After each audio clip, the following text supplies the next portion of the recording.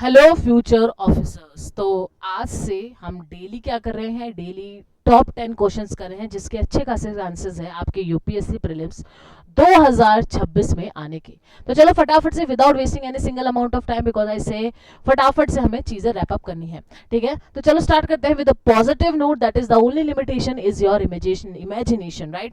तो भाई जितना हो सके उतना बड़ा सोचा करो। बोलते हैं ना कि भाई औकात से ज्यादा अगर आप सोचोगे, ठीक है, तो ही आपको औकात से बाहर मिलने वाला है, राइट। तो भाई ये चीज अपने दिमाग में रखो। कोई भी अगर आपको बोले भाई आपने तो कुछ ज्यादा ही बड़ा सोच रखा है, भाई ज्यादा अगर आप अच्छा सोचोगे, जितना आप बड़ा सोचोगे उतना ही बड़ा आपको रिवॉर्ड मिलेगा। जब आप उतना ही बड़ा क्या करोगे, सेक्रीफाइस करोगे, उतना ही बड़ा तरीके से आप अपने आप को ग्राइंड करोगे, राइट। तो इसलिए आपकी इमेजिनेशन की कोई भी लिमिट नहीं है। इसलिए आपने देखो, आपने यूपीएससी चूज किया है, राइट। तो यूपीएससी आपकी इमेजिनेशन है, ठीक है। आप चाहते हो कि आप एक फ्यूचर ऑफिसर यहाँ पे बन के निखरो, राइट। आप यहाँ पे देश की क्या करो, सेवा करना चाहते हो, राइट। उसके लिए आपने सोचा है। लोग आपको बोलते हैं अरे यार बहुत हार्ड है, बहुत कंपटीशन है, ये है वो है, लेकिन अगर आपने सोचा है तो आपको करना ही पड़ेगा उस चीज को, ठीक है। तो अगर आपने सोच बड़ी है, आपकी इमेजिनेशन ही इतनी बड़ी है, तो उसके लिए आप ग्राइंड भी डेली करोगे और देखना जरूर आप फ्यूचर ऑफिसर बनोगे।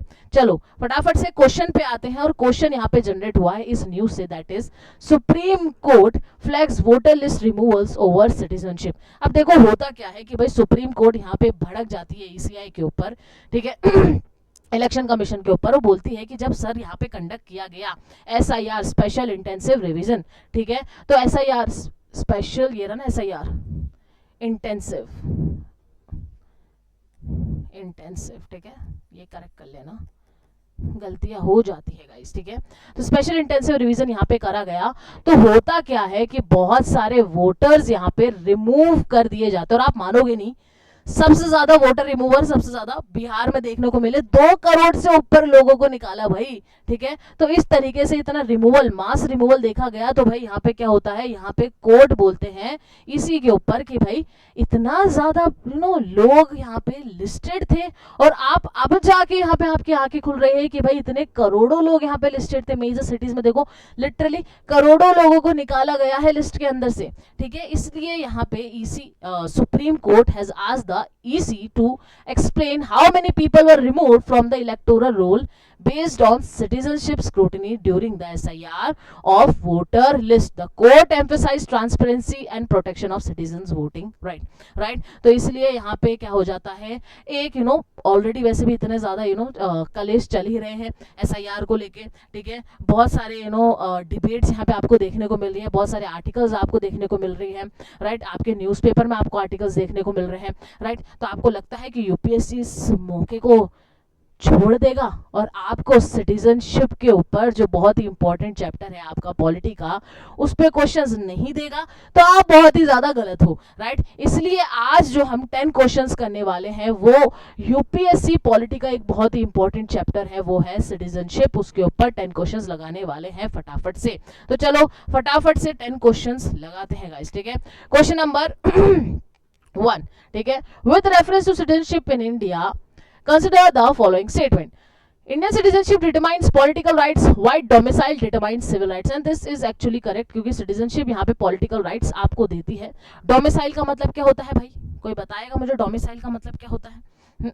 मैं हमेशा भूल जाती हूँ कि रिकॉर्डेड क्लासेस है, आई एम रियली सॉरी, ठीक है। तो भाई डोमिसाइल का मतलब होता है कि आपका जो रेजिडेंट होम होता है उसको हम यहाँ पे डोमिसाइल बोलते हैं, ठीक है। तो जब आप रेजिडेंट होम में होते हो तो आपको बोलते हैं कि भाई ये आपका डोमिसाइल यहाँ पर है, ये आपके सिविल राइट्स यहाँ पे दिखाता है, ठीक है। जैसे कि भाई आपका जॉब रिजर्वेशन कितना है, ठीक है, स्टेट के जॉब रिजर्वेशन वगैरह होते हैं, राइट। तो ये आपके सिविल राइट्स वगैरह आपको दिखाता है, राइट। इंडियन सिटीजनशिप क्या करता है, आपके पॉलिटिकल राइट्स यहाँ पे डिटरमाइन करता है। स्टेटमेंट 1 इज एब्सोल्युटली करेक्ट, तो भाई भी यहाँ पे जाने वाला है। The constitution of India, second statement में पढ़ रही हूँ, the constitution of India recognise only one domicile for the entire country, कि भाई आपका खुद का एक ही रेजिडेंट यहाँ पर होना चाहिए। अगर आपने देखा होगा कि भाई प्रदीप जैन का एक केस था, ठीक है, versus union of India, Pradeep Jain versus union of India.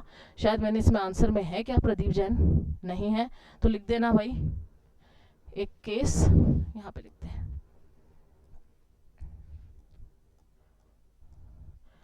Pradeep Jain versus union of India में ये बोला गया कोर्ट के द्वारा कि भाई हम यहाँ पे एक ही डोमिसाइल को कॉन्स्टिट्यूशनली वैलिड मानते हैं।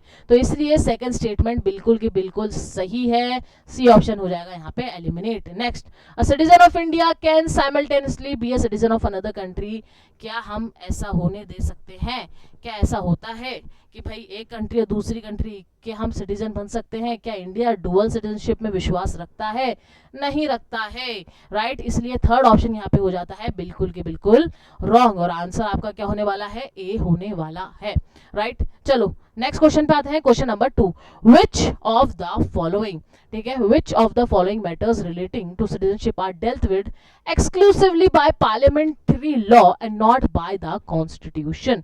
ओके, चलो देखते हैं कि भाई कौन कौन सी चीजें सिर्फ एक्सक्लूसिवली पार्लियामेंट्री लॉ से चलती है। चलो, termination of citizenship, yes it is exclusively dealt by the parliament here, right। हमने पढ़ चुके हैं termination acquisition conditions of the citizenship, उसका भी बहुत अच्छा खासा मैंने एक लेक्चर है, मैं ऐसा करती हूँ जब ये वीडियो अपलोड होगी तो मैं उस लेक्चर को यहाँ पे पिन कर दूंगी, उसको देख लेना। बहुत ही शॉर्ट है, बहुत ही ईजी है, आपको और अच्छी तरीके से इजीली समझ आने वाला है, राइट। तो यहाँ पे देखते हैं टर्मिनेशन ऑफ सिटीजनशिप, हाँ भाई एक्सक्लूसिवली पार्लियामेंट के ऊपर होती है, first option is correct. Next, acquisition of citizenship by the registration, yes this is also dealt by the parliament।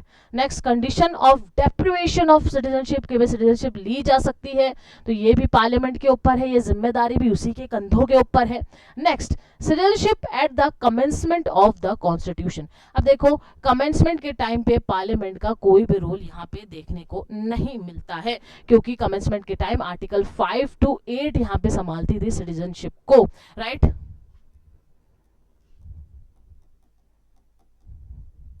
ठीक है, तो ये यहाँ पे सिटीजनशिप को संभाल रही थी, ठीक है, पार्ट 2 के अंदर आपको ये देखने को मिला था, ठीक है। फिर उसके बाद पार्लियामेंट यहाँ पर आ जाती है और पार्लियामेंट फिर ये एक जिम्मेदारी अपने कंधों पे उठा लेती है, इसलिए फोर्थ स्टेटमेंट यहाँ पे गलत होने वाला है, सी और डी यहाँ पे जाएगा और ए यहाँ पर आंसर हो जाएगा, ठीक है।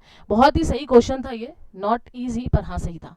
Which of the following can lead to termination of Indian citizenship, ठीक है। तो चलो देखते हैं, देखो अब इंडियन सिटीजनशिप की बात करें तो भाई सिटीजनशिप दो तरीके से निकाली जा सकती है, ठीक है। आपको सिटीजनशिप मिल गई है तो ये मत सोचना है कि आपकी सिटीजनशिप नहीं जा सकती, ठीक है। तो दो तरीके से आपकी सिटीजनशिप जा सकती है, फर्स्ट होता है टर्मिनेशन, ठीक है, जिसके बारे में यहाँ पे क्वेश्चन दिया गया है, ठीक है, और एक होता है डेप्रिवेशन, ठीक है। तो डेप्रिवेशन का मतलब क्या होता है? फोर्सफुली रिमूव करना, और टर्मिनेशन का मतलब क्या होता है कि भाई ऑटोमेटिकली आपकी क्या हो रही है? सिटीजनशिप रद्द कर दी जा रही है। इन दोनों के बीच में डिफरेंस समझना।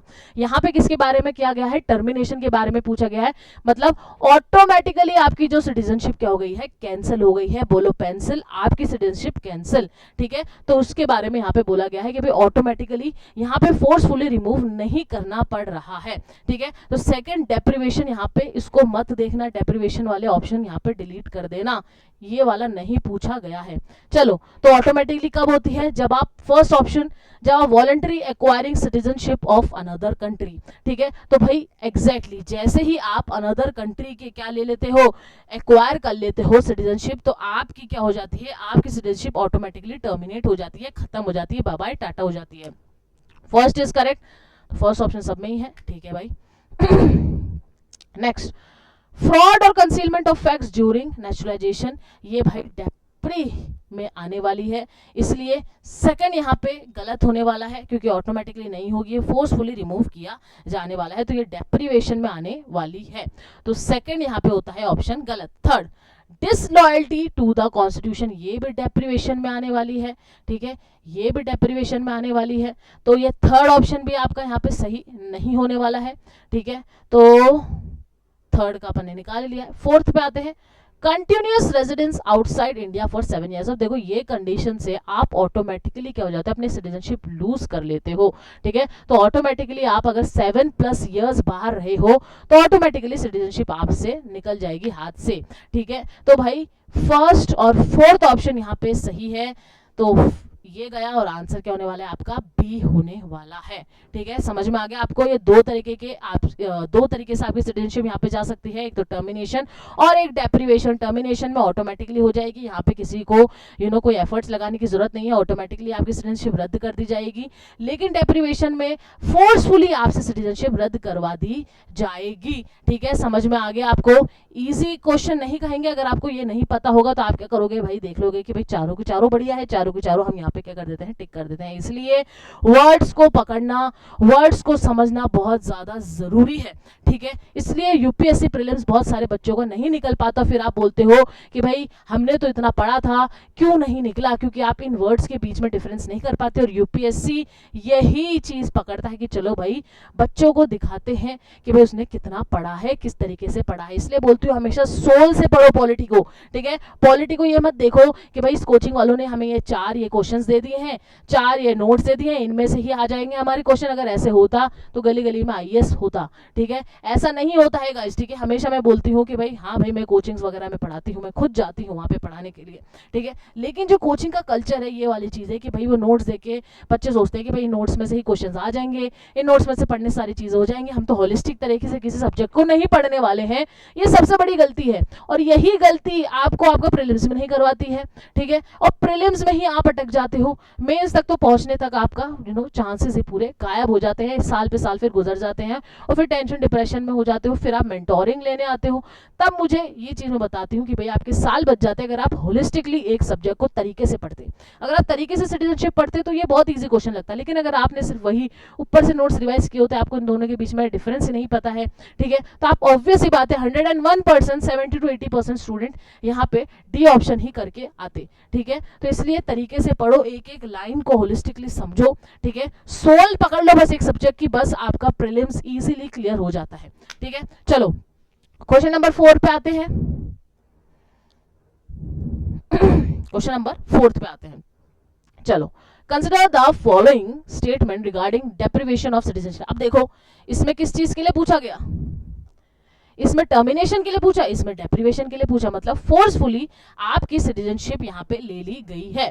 ठीक है, next, it applies only to citizen by naturalisation और रजिस्ट्रेशन। अब देखो इस चीज में जो ऑप्शन नंबर ए है, ठीक है, तो ये बात ध्यान रखना कि जो सिटीजन बाय बर्थ होता है उसको डेप्रिवेशन में नहीं डाल सकते। इस ऑप्शन इस पॉइंट को भी ध्यान रखना, बहुत ही अच्छा हुआ कि ये क्वेश्चन आया। ठीक है, कि भाई जो बाय बर्थ है, आप अगर सिटीजन बाय बर्थ हो तो आप डेप्रिवेशन के अंदर नहीं आ सकते हो, इस बात को ध्यान रखना। तो ओनली बाय नेचुरलाइजेशन और रजिस्ट्रेशन से ही आप डेप्रिवेशन से आपका सिटीजनशिप छीनी जा सकती है। तो ऑप्शन नंबर 1 एकदम सही है, तो बी को हम कर देंगे eliminate. Next, it can be ordered by the central government. Exactly, central government के पास पावर है, पार्लियामेंट के पास पावर है सिटीजनशिप को लेके, तो सेकंड ऑप्शन बिल्कुल सही है, डी को करेंगे eliminate. Third, it applies automatically without giving person an opportunity to be heard. ऐसा नहीं होता। ठीक है, ऑटोमेटिकली कब होता है, कब बताया तो ऑटोमेटिकली टर्मिनेशन पे होता है, लेकिन जब हम डेप्रिवेशन की बात करते हैं, ठीक है, फॉर एग्जांपल मान लो कि आपकी सिटीजनशिप इसलिए छीन ली जा रही है क्योंकि आप में पाया गया कि आप डिसलॉयल हो, ठीक है, अपनी कंट्री को लेके, तो आपको एक हर्ट का यहाँ पे मौका जरूर मिलने वाला है कि भाई आपके ऊपर जो एलिगेशंस लगाए वो सही है कि नहीं है। इसलिए थर्ड ऑप्शन यहाँ पे क्या होने वाला है, गलत होने वाला है, ऑप्शन आपका होने वाला है ए। ठीक है, दीज 3 and 4 क्वेश्चन बहुत ही अच्छे क्वेश्चन हैं, सच बता रही हूँ ये सीरीज बहुत ज्यादा इंपॉर्टेंट है आपकी आंखें खोलने के लिए कि आपने कितना पढ़ा है, आपको समझ में आ रहा है, तो वेरी गुड। कमेंट्स में लिखना कि हाँ मैम हमने तो क्वेश्चंस बहुत अच्छे से करे हैं, हमने अच्छे से होलिस्टिकली सब्जेक्ट पढ़ा है, I will be very happy for you all. ठीक है, लेकिन अगर आपको नहीं समझ में आया तो प्लीज ये पॉइंट्स जरूर दिमाग में रखकर ही प्रीलिम्स में बैठना, बहुत इंपॉर्टेंट सीरीज है गाइस ये। ठीक है, हमारे टाइम पे भी कोई लगा देता है सीरीज तो बहुत अच्छा हो जाता, हमारे टाइम पे भी कोई ना थे मैम हो जाती तो बहुत सही होता। चलो नेक्स्ट क्वेश्चन नंबर 5 पे आते हैं।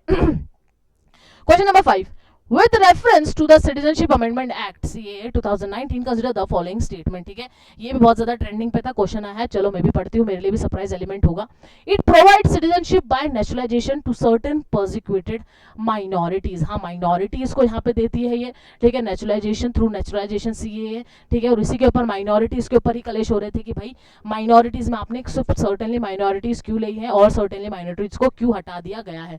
तो option number 1 is absolutely correct, तो भाई हटाते हैं सी को। Second, it reduce the residency requirement from 11 years to 5 years। हाँ, ये भी यहाँ पे सीए में करा गया था कि भाई यहाँ पे रेजिडेंसी के जो टर्म्स थे उसको यहाँ पे डिक्रीज कर दिया गया था ताकि इजीली सिटीजनशिप यहाँ पे मिल सके। सेकंड ऑप्शन इज करेक्ट, तो भाई बी को यहाँ पे करते हैं eliminate. Third, it applies uniformly across all state and union territories. ये बिल्कुल गलत है, हर स्टेट और यूनियन टेरिटरीज में ये यूनिफॉर्मली अप्लाई नहीं हुआ था गाइस, ठीक है, तो यूनिफॉर्मली अप्लाई नहीं हुआ था, ठीक है। तो कुछ ऐसे एरियाज जैसे कि 6 शेड्यूल एरियाज, ठीक है, ट्राइबल एरियाज, ठीक है, तो उन जगहों पे इस चीज को यूनिफॉर्मली अप्लाई नहीं किया गया था, राइट। तो यहाँ पे क्या होगा, आंसर क्या होने वाला है आपका, थर्ड यहाँ पे होने वाला है इनकरेक्ट, यूनिफॉर्मली अप्लाई नहीं हुआ था, और आंसर क्या होने वाला है यहाँ पे ए, ठीक है। बहुत ही सही क्वेश्चन था, इतना कुछ हार्ड क्वेश्चन यहाँ पे नहीं था। हाँ, लास्ट स्टेटमेंट आपको हल्का सा कंफ्यूज कर सकता था कि यूनिफॉर्मली हुआ था कि नहीं हुआ था, राइट। तो चलो, ये पीपीटी आपको टेलीग्राम पे मिल जाएगी, टेलीग्राम पे फॉलो कर लेना, वहाँ पे एक्स्ट्रा अगर मुझे लगता है कि कुछ ऐसे नोट्स है जो आपको देने चाहिए वो भी वहाँ पे फॉरवर्ड कर दूंगी। चलो क्वेश्चन नंबर 6 पे यहाँ पे पहुँचते हैं। और आज वैसे बहुत डिस्टर्बेंस हो रही है, बहुत मुझे कॉल्स वगैरह आ रहे हैं और मैं उनको अवॉइड कर रही हूँ कि मैं चाहती हूँ कि फटाफट ये क्लास हम कंप्लीट करें। ठीक है, चलो, Which of the following best explain the significance of Article 11 of the Constitution? ठीक है, आर्टिकल 11 में क्या है, पार्लियामेंट के ऊपर जो कंधों पे जिम्मेदारी दी गई है, क्या जिम्मेदारी दी गई है कि भाई सिटीजनशिप के लिए, ठीक है, तो आर्टिकल 11 पे जो कंधों पे जिम्मेदारियां वो है, it guarantee citizenship as a fundamental right. नहीं, चलो बताओ सिटीजनशिप कौन सा राइट है, मैं फिर भूल गई कि रिकॉर्डेड क्लास है। सिटीजनशिप एक फंडामेंटल राइट नहीं है, वो एक लीगल राइट है, इस बात को ध्यान रखना, ठीक है।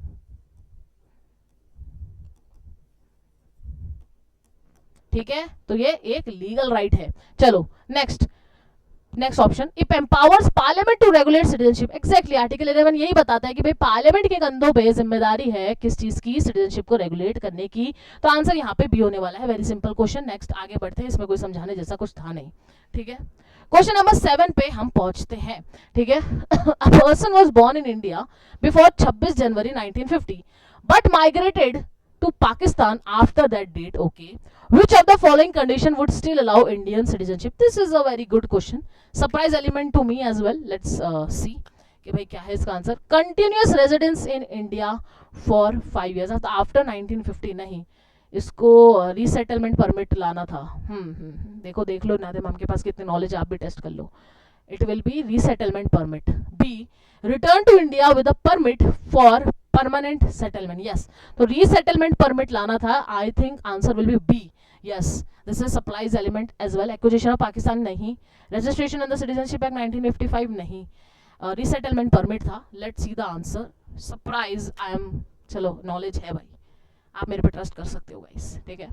Allow citizenship only if the person return with a resettlement permit, ठीक है। तो भाई हुआ क्या था कि भाई लोग कंफ्यूज थे यार, कंफ्यूज आ गए थे कि भाई पाकिस्तान गया, यहाँ जाए यहाँ जाए यहाँ जाए, ठीक है। तो इसलिए यहाँ पे जब आप पढ़ोगे, मैंने पढ़ाया हुआ है, और ये वाली बहुत ही माइन्यूट डिटेल है कि भाई 1950 में जब पर्सन वापस पाकिस्तान से जाके वापस आया था तो उसको रीसेटलमेंट परमिट के साथ आया था कि भाई मैं यहाँ पे रीसेटल होना चाहता हूँ, राइट। तो उसी परमिट के थ्रू यहाँ पे उनको सेटलमेंट मिला था, राइट। तो ये क्वेश्चन नंबर 7 उसको दर्शाता है। वेरी डिफरेंट क्वेश्चन था, मुझे एक्सपेक्टेड नहीं था कि ये क्वेश्चन होगा।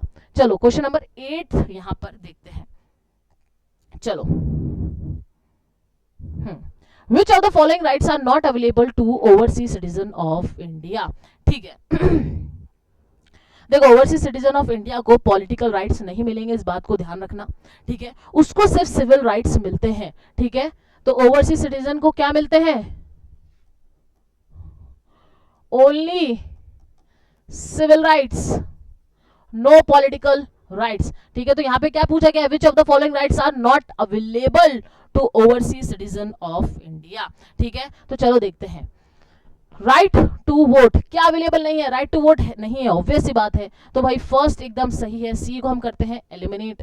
Next, eligibility for constitutional office. अब देखो उनको सिर्फ सिविल राइट्स है, ठीक है, वो यहाँ पे एम्प्लॉयमेंट ले सकते हैं लेकिन कॉन्स्टिट्यूशनल ऑफिस के एम्प्लॉयमेंट नहीं ले सकते, उसके लिए एलिजिबल नहीं है। तो भाई सेकंड यहाँ पे सही है, तो डी को हम क्या करते हैं, एलिमिनेट करते हैं। Next, third, protection under article 21, हाँ तो ये सिविल राइट्स के अंदर आता है, तो ये इनको मिल सकता है, ठीक है। तो भाई ये इनको सिविल राइट्स में आता है, तो थर्ड को हम क्या कर देंगे, एलिमिनेट कर देंगे। इक्वालिटी बिफोर लॉ, और ये भी उनको मिलेगा, ठीक है, ये दोनों सिविल राइट्स के अंदर उनको मिल जाएंगे, तो ये इनको आराम से मिल जाएंगे ओवरसीज सिटीजन को। आंसर नंबर होगा इसका ए, दैट इज 1 एंड 2, जिसके अंदर हम इनको पॉलिटिकल राइट्स नहीं देने वाले हैं, ठीक है। कलर चेंज करके मैं लिख देती हूं ताकि आपके भी दिमाग में आ जाए कि भाई पॉलिटिकल राइट्स नहीं मिलेंगे, ठीक है, नहीं मिलेंगे, नहीं मिलेंगे, पॉलिटिकल राइट्स ओसीआई को नहीं मिलने वाले हैं, ध्यान रखना, सिर्फ उनको सिविल राइट्स मिलने वाले हैं। ऑल्दो ये क्वेश्चन बहुत ही मिड था, क्योंकि अगर किसी को नहीं पता होता तो वो सोचता है कि अरे यार हो सकता है कि भाई राइट टू वोट मिलता हो या कॉन्स्टिट्यूशनल ऑफिस के अंदर ही मिलता हो, जॉब्स वगैरह यहाँ पे प्रोवाइड करते हो, ठीक है, तो उसको और ट्रिकी करके यूपीएससी दे सकता है। बट हाँ, I will consider this question, ठीक है, इजी से हल्का सा ऊपर, हल्का सा, ठीक है। चलो नेक्स्ट क्वेश्चन नंबर 9 पे आते हैं। विच ऑफ द फॉलोइंग, ठीक है, which of the following statement is correct regarding NRC and citizenship, ठीक है। तो एनआरसी और सिटीजनशिप, ठीक है, तो एनआरसी होता है क्या है कि यहाँ पे क्या होता है, रजिस्ट्रेशन होता है सिटीजन्स का, ठीक है, इस बात को ध्यान रखना। ये पेन भी अच्छा कलर है,